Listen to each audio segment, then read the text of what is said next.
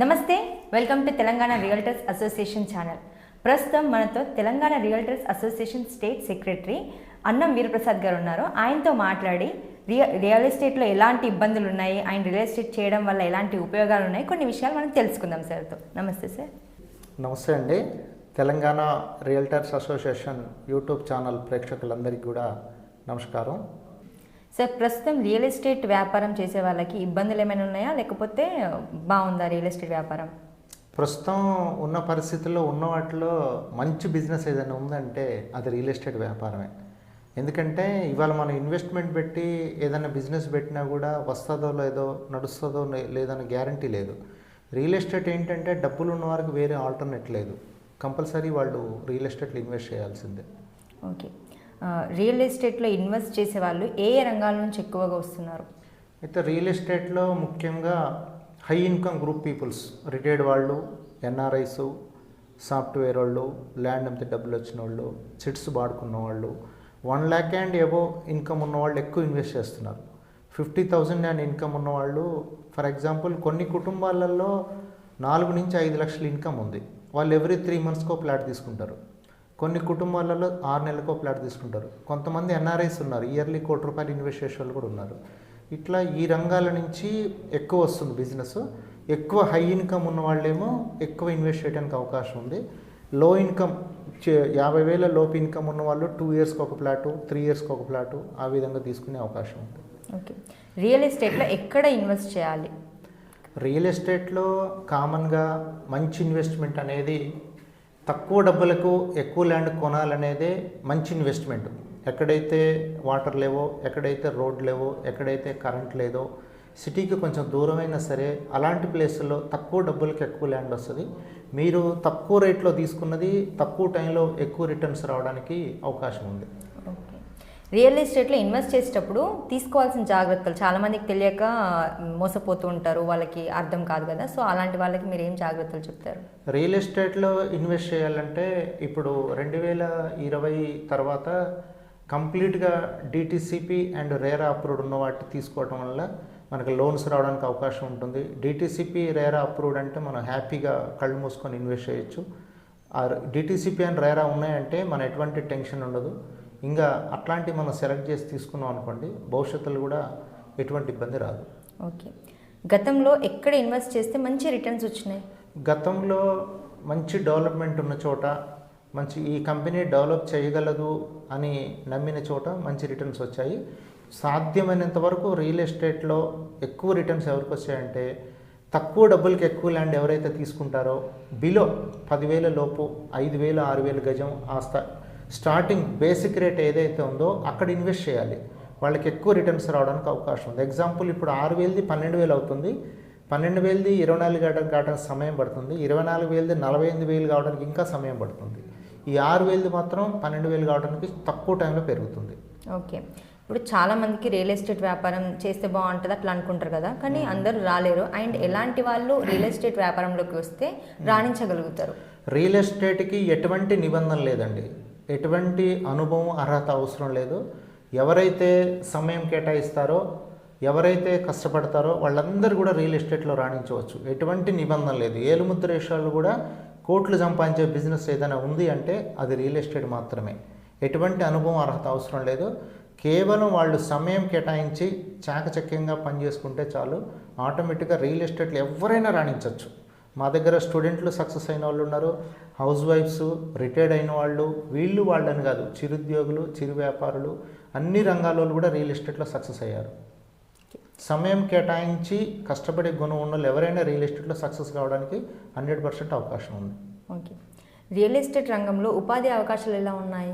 Real estate రంగం వ్యవసాయ రంగం తర్వాత అత్యధికంగా ఉపాధి పొందుతున్న రంగం ఏదైనా ఉంది అంటే అది రియల్ ఎస్టేట్ రంగమే.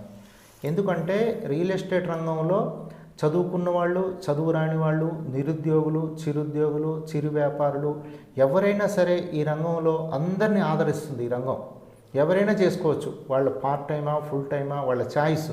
డైలీ 1 hour పనిచేస్తారా, హాఫ్ డేనా, ఫుల్ డేనా, వీక్లీ 1 డేనా, ఎవరైనా చేయొచ్చు. ఎక్కువ మంది ఉపాధి పొందడానికి అవకాశం ఉన్న మార్గం రియల్ ఎస్టేటు. పార్ట్ టైంగా వేరే జాబ్ వేరే బిజినెస్ చేసుకుంటా కూడా దీన్ని చేసుకోవడానికి అందరికి కూడా అవకాశం ఉంది. ఓకే, ఇంకా కొత్తగా రియల్ ఎస్టేట్ వ్యాపారం స్టార్ట్ చేయాలనుకునే వారికి మీరు సీనియర్గా ఇచ్చే సజెషన్ ఏంటి? ఈ వ్యాపారంలో ఎప్పటి నుంచో ఉన్నారు కాబట్టి మీరు ఇచ్చే సజెషన్ ఏంటి? కొత్తగా రియల్ ఎస్టేట్లోకి రావాలనుకునే వాళ్ళు ఏంటంటే మెయిన్ రెగ్యులర్గా రియల్ ఎస్టేట్లో ఎవరైనా రాణించాలనుకుంటే రెగ్యులర్గా ఆఫీస్ విజిట్స్, రెగ్యులర్గా కస్టమర్స్ని కలవడం, రెగ్యులర్గా వెంచర్ విజిట్స్ చేయాలి. ఇక్కడ ఇది మనది, ఇది మన ప్రొఫెషను అనే అనుకునే విధంగా రెగ్యులర్గా దానికి రోజు కొంత సమయం కేటాయించాలి. డైలీ ఒక 2 అవర్సా, 3 అవర్సా, 4 అవర్సా లేదా ఫుల్ డేనా, కనీసం దీన్ని రెగ్యులర్గా చేయగలిగినప్పుడు రెగ్యులర్గా ఆఫీస్ విజిట్స్, రెగ్యులర్ యాక్టివిటీ చేసే వాళ్ళకి ఇంకా ఎక్కువ బిజినెస్ రావడానికి అవకాశం ఉంది. రియల్ ఎస్టేట్ రంగంలో మంచిగా సక్సెస్ అయ్యి ఎక్కడికో వెళ్ళిపోయిన వాళ్ళు ఉన్నారు, అలాగే నష్టపోయి కిందికి దిగిన వాళ్ళు కూడా ఉన్నారు. ఇలాంటి వాళ్ళ గురించి మీరు ఏదైనా ఎగ్జాంపుల్, మీరు చూసింది ఏదైనా ఒక ఎగ్జాంపుల్? రియల్ ఎస్టేట్ రంగంలో ఇప్పటి వరకు ఇన్వెస్ట్మెంట్ పెట్టి నష్టపోయిన వాళ్ళు కానీ, రియల్ ఎస్టేట్ వ్యాపారం చేసి నష్టపోయిన వాళ్ళు కానీ దరిదాపుల్లో ఎక్కడో రేర్ కేసుల్లో ఉంటారు. ఎక్కడో ఏదో సందర్భంలో తప్ప మేజర్ రియల్ ఎస్టేట్లో ఇప్పుడున్న కోటీశ్వర్లు అందరూ కూడా ఒకప్పుడు రియల్ ఎస్టేట్లో ఇన్వెస్ట్ చేసిన వాళ్ళే. ఇప్పుడున్న కోటీశ్వరుల్లో చాలామంది రియల్ ఎస్టేట్లో మార్కెటింగ్ చేసిన వాళ్ళు కూడా ఉన్నారు. ఓకే, రియల్ ఎస్టేట్లో ఏ టైంలో ఇన్వెస్ట్ చేస్తే మంచి రిటర్న్స్ వస్తాయి? ఇప్పుడు రియల్ ఎస్టేట్లో ఇన్వెస్ట్ చేయడానికి మంచి అనుకూలమైన సమయం. ఎందుకంటే ఇప్పుడు 1 ఇయర్ వెనక రేటుకి దొరుకుతుంది అదే ప్లాటు. ఎందుకంటే 1 ఇయర్ నుంచి కూడా రేట్లు ఏం పెరగలేదు, సుమారుగా న్యూట్రల్గా ఉన్నాయి. ఇప్పుడు కొనుక్కుంటే ఒక 1 ఇయర్ వాళ్ళకి సమయం కలిసి వచ్చినట్టే. ఎందుకంటే ఇప్పుడే సీజన్ స్టార్ట్ కాబోతుంది. ఇప్పుడు మనం జనవరిలో ఉన్నాము, ఇప్పుడు మంచి సీజను. ఈ టైంలో ఎవరైతే రైట్ టైంలో డెసిషన్ తీసుకుంటారో వాళ్ళందరికీ కూడా ఫ్యూచర్లో మంచి రిటర్న్స్ రావడానికి అవకాశం ఉంది. ఓకే, రియల్ ఎస్టేట్లో ఇన్వెస్ట్ చేయడం బెస్ట్ ఆప్షన్ అని అంటారా మీరు? 100%. రియల్ ఎస్టేట్లో తక్కువలో ఉన్నప్పుడు కొనుక్కోవటం, రేజింగ్లో ఉన్నప్పుడు అమ్ముకోవటం. మార్కెట్ ఏంటంటే ఇప్పుడు న్యూట్రల్గా ఉంది. ఇప్పుడు ఎవరు ఇన్వెస్ట్ చేసినా కూడా 1 ఇయర్ సమయం కలిసి వస్తుంది. ఎప్పుడు మార్కెట్ పెరిగినా కూడా వాళ్ళకి తక్కువ టైంలో మంచి రిటర్న్స్ రావడానికి అవకాశం ఉంది. ఓకే, ఇప్పుడు మీరు తెలంగాణ రియల్టర్స్ అసోసియేషన్లో సెక్రటరీ కదా, ఎవరికైనా రియల్ ఎస్టేట్ వ్యాపారం చేసి చాలామంది రియల్ ఎస్టేట్ దాని నుంచి మోసపోయిన వాళ్ళు చాలామంది ఉన్నారు కదా, దాని నుంచి ఏదైనా ప్రాబ్లం వచ్చింది అని తెలిస్తే మీ అసోసియేషన్ నుంచి ఏదైనా తప్పకుండా ఇప్పుడు సోషల్ మీడియా డెవలప్ అయిన తర్వాత చాలా అవేర్నెస్ వచ్చింది అందరికి కూడా. చాలా వరకు ఏంటంటే ఎవరైనా సరే ముందు వెంచర్ చూడగానే పర్మిషన్స్ అన్నీ చెక్ చేసుకుంటారు, ఈసీ తీసుకుంటారు, లింక్ డాక్యుమెంట్స్ చూసుకుంటారు, దీనికి లోన్ ఫెసిలిటీ ఉందా లేదని చెక్ చేసుకుంటారు, DTCP and rare approved papers ఉన్నాయా లేవా అని చూసుకుంటారు, అక్కడ డెవలప్మెంట్స్ అన్నీ ఉన్నాయా లేవా నీట్గా చూసుకున్న తర్వాతనే ఇప్పుడు ఇన్వెస్ట్ చేస్తున్నారు. గతంలో ఇంత అవేర్నెస్ లేని సమయంలో స్టార్టింగ్లో కొన్ని వెంచర్లలో ఏదో కొద్దిమంది ఇబ్బంది పడి ఉండొచ్చు, కానీ ఇప్పుడు ఇన్వెస్ట్ చేసే వాళ్ళందరికీ కూడా ఎవరికి కూడా ఇబ్బంది లేదు. Government DTCP and rare approved ఎప్పుడైతే ఈ నిబంధన తీసుకొచ్చిందో ఇప్పుడు ఎక్కడ ఎవరు ఇన్వెస్ట్ చేసినా కూడా మంచి రిటర్న్స్ రావడానికి అవకాశం ఉంది. ఎటువంటి అవకతవకలకి ఇప్పుడు ఇబ్బంది లేదు.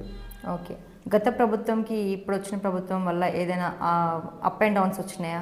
అయితే గతంలో ఉన్న ప్రభుత్వం ఏంటంటే 2020 ఆగస్టు 29 ఒక జీవో తీసుకొచ్చింది. డిటిసిపి ఉంటేనే ప్లాట్లు రిజిస్ట్రేషన్ చేయాలని చెప్పి. అప్పటి నుంచి ఏంటంటే గ్రామ పంచాయతీ లేఅవుట్స్లో ఏదైతే వెంచర్స్ చేశారో అవన్నీ కూడా అర్ధాంతరంగా ఆగిపోయినాయి. అప్పుడు ఎగ్జాంపుల్ ఒక వెంచర్లో 200 ప్లాట్లు ఉంటే ఒక 50 ప్లాట్లు అమ్మారు, మిగతా 150 ప్లాట్లు వాళ్ళు ముందుకు వెళ్ళాలో వెనక్కి వెళ్ళాలో అర్థం కాక అవన్నీ అర్ధాంతరంగా ఆగిపోయినాయి. అవన్నీ కూడా అవకాశం ఉంటే గవర్నమెంట్ జీపీ లేఅవుట్స్ అన్నీ కూడా రిజిస్ట్రేషన్స్కి పర్మిషన్ ఇస్తే ఇంకా రియల్ ఎస్టేట్ వ్యాపారం ఇంకా ఎక్కువ జరగడానికి అవకాశం ఉంది. ఓకే, ఇప్పుడు ఏ ప్రాంతాల్లో ఇన్వెస్ట్ చేస్తే రియల్ ఎస్టేట్ వాళ్ళకి మంచిది ప్రజెంట్లీ? అయితే రియల్ ఎస్టేట్లో ఏంటంటే సహజంగా ఎవరైనా ఇచ్చే సలహా ఏంటంటే తక్కువ డబ్బులకి ఎక్కువ ల్యాండ్ కొనుక్కోవాలి. ఇప్పుడు కార్లేనే బండ్లేనే మనమే నడుస్తలేము, 5 నిమిషాలు ముందు బయలుదేరితే సిటీకి వచ్చేస్తాం. ఇప్పుడు తక్కువ టైంలో ఎక్కువ రిటర్న్స్ రావాలంటే తక్కువ డబ్బులకి ఎక్కువ ల్యాండ్ కొనుక్కోవాలి.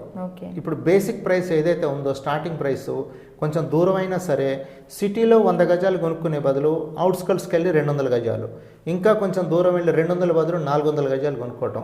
ఆ విధంగా తక్కువ డబ్బులకి ఎక్కువ ల్యాండ్ కొనుక్కుంటే కస్టమర్కి మంచి రిటర్న్స్ రావడానికి అవకాశం ఉంటుంది. Okay, thank you so much sir, చాలా మంచి ఇన్ఫర్మేషన్ ఇచ్చారు. థ్యాంక్ యూ అండి.